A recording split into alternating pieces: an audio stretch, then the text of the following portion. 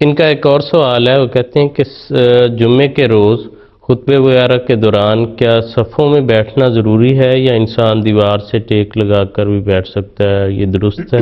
بات دراصل یہ ہے کہ اس میں تو آداب مسجد والی بات ہے کہ مسجد میں جب انسان آتا ہے تو پوری توجہ کے ساتھ، وہ پوری چستی کے ساتھ وہ بیٹھتا ہے. دیوار سے ٹیک لگانا اور یہ تو ایک سستی کی علامت ہے.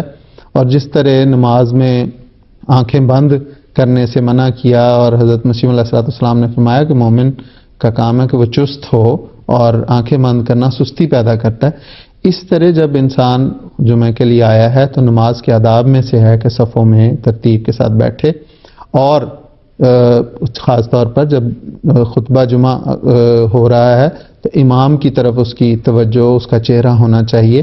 اور کیونکہ یہ ایک فطرتی بات ہے کہ انسان جب کسی سے بات کرتا ہے یا کسی کی بات کو غور سے سننا چاہتا ہے، اس پہ توجہ قائم ہی تب ہو سکتی ہے کہ اگر اس کی طرف منہ کر کے وہ بات کو سنے. اور دوسرا، ویسے بھی یہ آداب کے خلاف ہے کہ ایک شخص آپ سے کلام کر رہا ہے اور آپ دوسری طرف منہ کر لیں تو وہ بے ادبی ہے.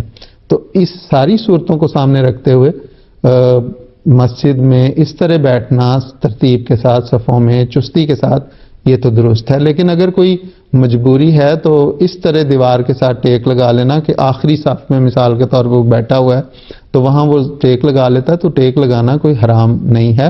لیکن یہ نہیں کہ وہ پاؤں کھلے چھوڑ کے ٹانگیں سیدھی کر کے، وہ تھوڑی سی عجیب اور ایک مسجد کے آداب کے خلاف بن جاتا ہے. لیکن اگر وہ اس کو دیوار میسر ہے تو وہاں وہ ٹیک لگا کے امام کی طرف اس کا چہرہ ہے، امام کی طرف اس کی توجہ ہے، اس میں سستی پیدا نہیں ہوتی، تو کوئی حرج کی بات نہیں. جی ٹھیک ہے، بہت شکریہ.